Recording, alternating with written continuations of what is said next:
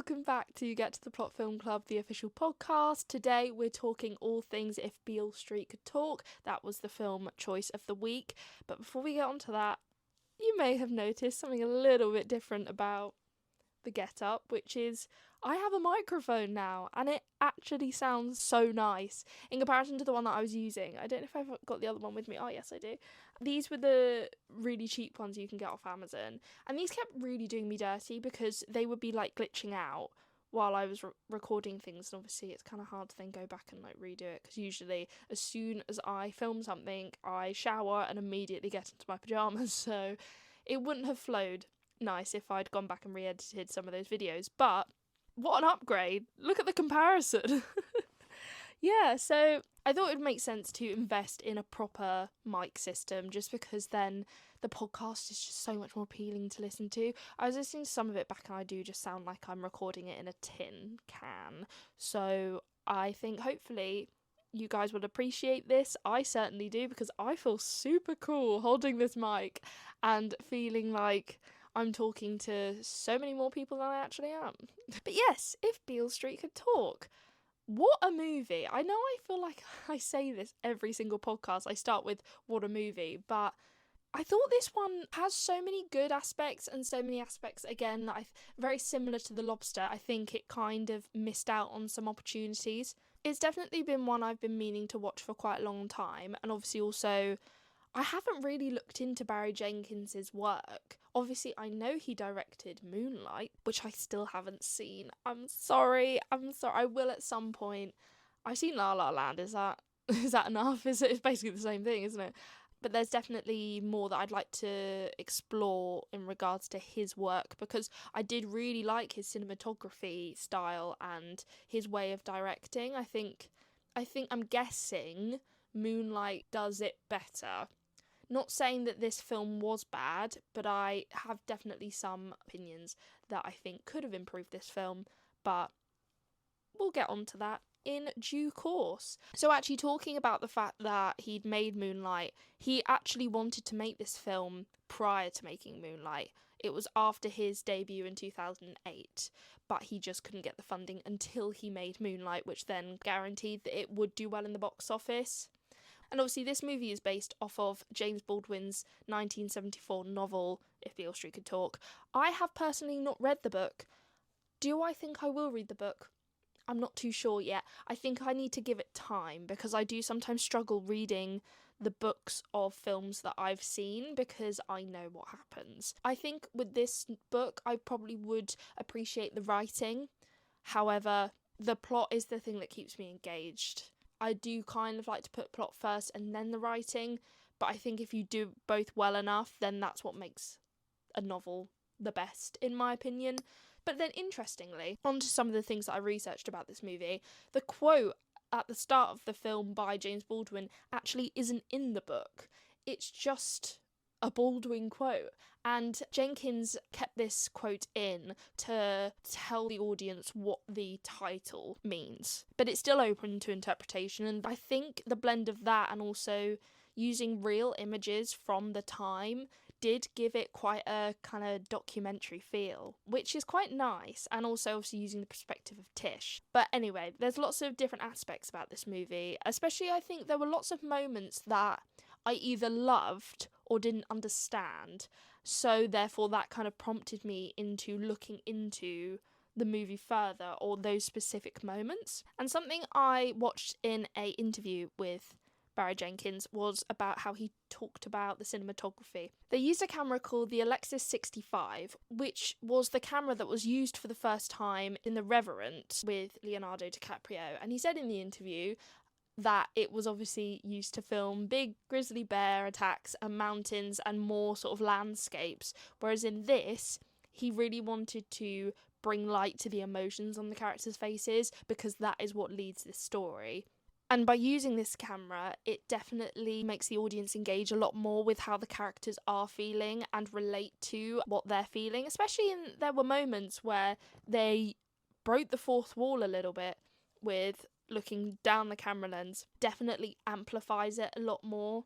feel like I would have loved to have seen this in IMAX. I think it probably would have moved me a lot more, mainly the scenes where they're at the prison talking through the glass. There was 2 quotes I wrote down. I need to get it up in my book, because I actually handwrote some notes this time. I know, look at my notebook as well. Look how cute it is. It's from Sostering Green. For the people that are listening, it's like pink and red, and it's also a dotted notebook. Sorry, I need to get back onto the topic of the movie. Yeah, so there were 2 quotes that really stood out to me. First one was, "I understand what you're going through because I am with you." That was when they're talking between the dividers, and Tish says this to Fonny. And I think because Jenkins focused so much on having the audience engage with the characters' emotions, that you feel like you're going through it with the characters, which I certainly felt. You do sympathise with them because it does feel that you're really intimate with the characters. It feels quite exposing, I guess, for the characters, but you get to witness it, and it doesn't feel too invasive as well, which is really nice. In particular, when they're having their intimate scene, I didn't feel like I was overstepping as an audience member, which sounds a bit odd, but I don't know, it didn't feel like too much to watch at any point, which was really nice. So the film definitely focuses on relationships and love more than anything, which did kind of surprise me. I thought they would have focused more on like the hardships and the time in itself, which, don't get me wrong, they definitely did, but I think they kind of romanticised it a little bit too much. Because the other quote that I did quite like was, "Even though he was turned away laughing, he was holding my hand." I think from a romance perspective, that's a lovely quote, and it really did give me the feels. I think that kind of proves that he did definitely want to focus on the romantic relationship between Tish and Fonny, whereas in the book, it's not so much that. It's more about the challenges that they face, as well as the family dynamics, which I think they really captured in this movie quite well. One of the first scenes where Tish is telling her family about her pregnancy, and then also getting Fonny's family involved. I loved all of that. It kind of opens up how all these characters have become who they are because of the people that they're surrounded by. I'm quite big on the why and the how of things. Personally, that's kind of those things that I look for, especially in romances or rom-coms or anything like that. I always look for the why. Why do they love each other? What is the thing that makes the other person look in awe to the other person? And I don't really think I captured many of those moments. The scene where they're doing their kind of house viewing, I really did then understand why Tish loves him, but the other way round was the only thing that I was kind of struggling to see, but more so in the flashbacks, because they're the moments that spark the interest. I think I saw the romance, don't get me wrong, I saw the possibility, I saw the love for each other when it came to the actual scenes of trying to get out of prison, but that's the only thing I was kind of struggling to see why these guys actually bonded, apart from the fact that they just knew each other since they were very little. Part of me kind of wishes that we saw more moments of them actually interacting as their childhood went through, like to their teen years and things like that, apart from just a few shots of them in the bath. I don't know. It's difficult because sometimes I come out with these opinions and I panic that I've missed something completely. But to be fair, reading some of your reviews, you do also kind of say similar things. When I was researching this movie, Barry Jenkins wanted to make sure he navigated the scenes when it came to talking about Victoria's rape scenes. I don't know if I'm allowed to say these words on Substack, and I'm panicking that I'm going to get blocked on YouTube, so I might have to say grape. So when it came to those scenes when they were talking about that, Jenkins spoke to his female actors on set and said, look, how would these characters react to this situation? All the female actresses said that they, as characters, would believe that she had been assaulted because they would have understood that she wouldn't have come from a malicious place. I did really like the fact where Trish's sister and Shannon both say that she's definitely been harmed, but not by the person that she's talking about. One scene I didn't really get on with at the start, which was the scene where Regina King, who by the way won the Oscar for this movie, which I think was very well deserved actually. What I didn't understand was the fact that she was doing this scene where she is in Puerto Rico, which I wish they just upped the stakes of that, because there wasn't any talk about the fact that there is this black woman in Puerto Rico. She doesn't speak Spanish and she doesn't drive. Everything about that scene felt quite to this and this and this and no harm done, apart from obviously till she speaks to Victoria. But the scene where she's putting on the wig, I don't know if she was putting the wig on because Victoria knew who she was, or she did want to hide the identity in that sense, but obviously she then doesn't wear the wig to see Victoria, so I was a little bit confused. But in an interview with Regina King, she says about the wig being her suit of armour, because at the time wigs for black women especially were quite important and they were kind of used as armour to protect you in this society. She puts the suit of armour on, but she doesn't feel any safer. She still just feels just as vulnerable. Therefore, the reason she rips it off is because she just thinks, what's the point? Why am I doing this? I just wish that they focused on how much Regina King's character was doing for her daughter. I don't think the praise was there that she deserved, to be honest, because that's a lot to do, and yet she did it. I think Jenkins, as a director, from what I've seen of this movie, he's a lot more showing versus telling, which I do appreciate about some directors, but I do kind of wish he did applauded her in a sense. And the only other scene that did really stand out to me was the scene with the flat viewing. The camera angles, and basically that came about because they were location scouting, and when they came across this place, they were kind of just playing about with the idea of if they were to live there, what would it look like? And so they went round with their own cameras and just filmed certain parts of the room, being like, this would be this, and this would have this over there, and etc. And that's kind of how the scene came about. And they said it wouldn't have happened like that if they didn't do location scouting or didn't take the time to just kind of have a little bit of a play and just look around with the camera. And I loved how it kind of made me feel like I was imagining the place with them. And obviously from Tish's perspective, in my head I was kind of like, oh, wouldn't it be cool if they kind of showed the pieces of furniture around the place as they moved, like kind of in sort of a dreaming way. And yet I thought, actually, it's from Tish's perspective. She's not really going to see that. But then when you pan back to her, she's looking and then she just starts smiling. The memory is hers. I liked it because it did feel like it was from her perspective, which was really nice. And also, I just have to mention this because I thought this was really funny. The main reason why Dave Franco got cast was because when they were location scouting, they were talking to the landlord of that particular building, and Jenkins genuinely thought he looked like Dave Franco, and he was also Jewish, and Dave Franco is also Jewish, and the only other thing that they added about the landlord was the fact that he was wearing socks with sandals, and in the film, Dave Franco wears socks with sandals. But anyways, so looking at your lovely reviews, I actually have a bit of everyone's review in there because I couldn't pick, so let's have a little chat about that. The consensus actually seems quite all over the place in a way. Mainly, I'd say it's mainly 3 stars, but we've got a couple 4, 4.5, and 1 2.5, which did surprise me. So, Nadia gave it 3 out of 5 stars, and Nadia says, heartbreaking film. The reality of the criminal justice system is so sad, and this film portrays it amazingly. I was crushed whenever Tish and Funny looked at each other with so much love, but were separated by the glass partition. Actually, when they filmed this, Jenkins said that the glass was real. They just did it in a way that you couldn't see the reflection, which I think is so impressive to be able to avoid that. But also, the actors actually genuinely couldn't hear each other unless they were on the phone.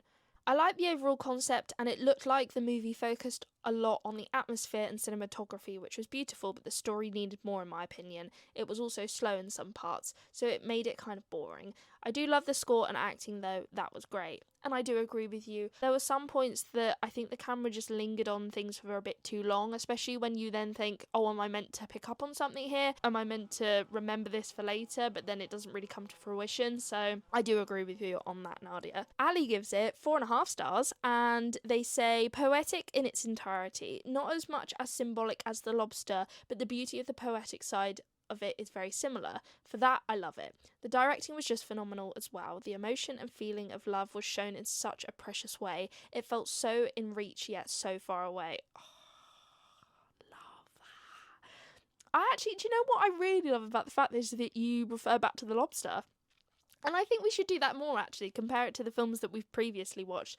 I think Kat says, I'm about to move on to Kat's review, and Kat said that it's the best film that we've done in the club so far, which again is really nice. I love hearing those kind of things. But no, I agree, it is so poetic. And I do think that the fact that they did focus on the atmosphere and the symbolism of things and the themes of relationships definitely, I think, will click to more people than it will others.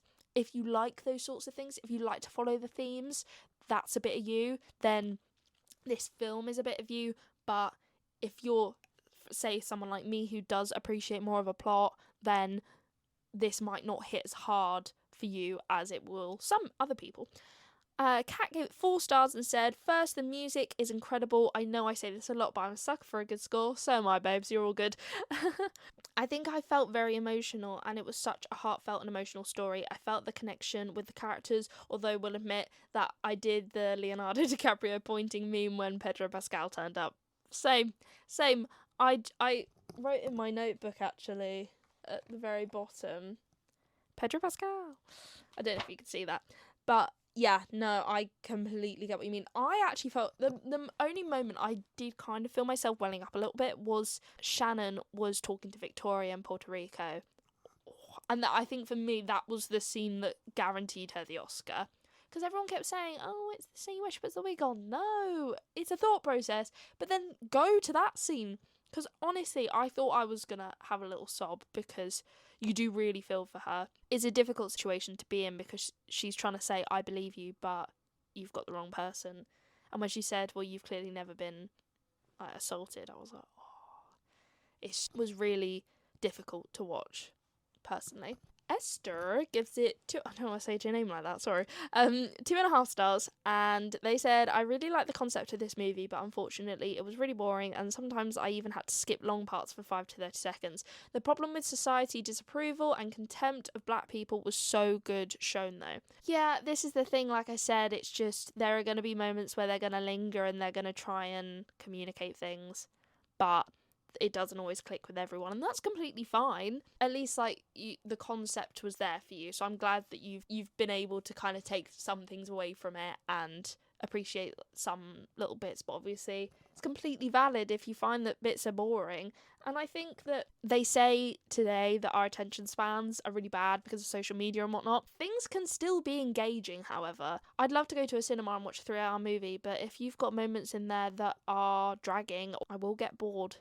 I do want to have a break sometimes. I will admit this film did feel relatively concise in what it was trying to convey, but I'd rather explore more Shannon as a character or even the relationship between Tish and her father. You know, I really like that. More Common Domingo, please. Ruby gave it 5.5 stars, and Ruby says, this was emotional and powerful, and I think the point of the movie got across perfectly. It did feel a little slow paced at parts, and I think they had such an incredible potential to make the impact and emotion deeper, and they didn't. Saying that, however, I did love the music and the acting and the cinematography. It's so beautifully made. I just felt it was a little too slow in parts, and I did end up getting a bit distracted towards the end. I do think this will be a movie I'll watch again in the future. And I agree, I haven't really talked much about the music. I didn't even realise, when it started playing the music, I was like, I've heard this before. I agree with you. I think for me, this will definitely be a watch again in the future, or I will proceed to read the book, because I think there's definitely more to find out about this movie, but I think you need to pause and think about it and then come back to it. And then you're so much more open to seeing other things and understanding other things than you were the first time watching it. Ella gave it 3 stars and says, the way this film portrays the devastating impact of racism and wrongful imprisonment is heartbreaking. The repetition of the line, I'll be home, there you go, hits even harder knowing he's still behind bars while his son grows up on the outside, years after he spoke those words. At times, though, I felt the pacing was a little too slow. I also wish some scenes and character moments had been explored a little more in depth, and I will say, the one thing I just wish they did more about was the policeman. They talk about him the first time and mention him, and then obviously then you kind of see back to the moment where you think, this was his motivation to do all of this. He didn't even get the man's name. It did not feel significant enough in the moment for it to then be the reason why everything's happened, if that makes sense. I don't know. I think, because I was watching this movie with my mother, and we both kind of said, where was the policeman? It just felt a little bit sort of, then here's that moment where he kind of decided he wanted his revenge, and then they never talk about it ever again. That was the only moment I was just like, just feels a little bit forgotten about. So I wish there was a little bit more character development on him, because I actually think that would have been quite interesting. Even with those criticisms, this is still a beautifully made and thought-provoking film that shines a light on the devastating consequences of racism and a broken justice system. It didn't completely land for me, but it definitely is one that will stay with me for a long time. And I think that is a perfect way to wrap up this movie. I think it kind of missed the mark in elements, but I'm not going to forget this. I think this is a kind of film that should be on everyone's list that they should watch. I think it's just one that everyone should experience at least once in their life. Personally, I think I'm going to give this movie 3 stars. It could have gone a lot further, and I think that the pros and the cons kind of weigh each other out, so I think doing sort of like a middle ground review, I think that's where I'm going to put that. But thank you so much for joining me on Get to the Plot Film Club podcast. I really enjoyed doing this, especially with my new mic, and I hope you guys have enjoyed listening to this as much as I've enjoyed doing it with my new mic. I'm not going to shut up about this guy, because I'm going to talk about him in my TikToks as well. I know for a fact already, and I just love it. I just feel so professional now. I feel like everyone else. I get it why people buy these, because they're so much fun. Look at me go. Look, I can move and not have to worry about it going. Anyway, alright. Have a lovely week, and I will obviously see you tomorrow for the next movie reveal. Get freaking excited for this one, because I've done this based on what I've seen a lot of people's top 4 favourites on Letterboxd, so I think everyone's going to really enjoy this one. So I will see you then, and I love you all. Have a great day. Bye!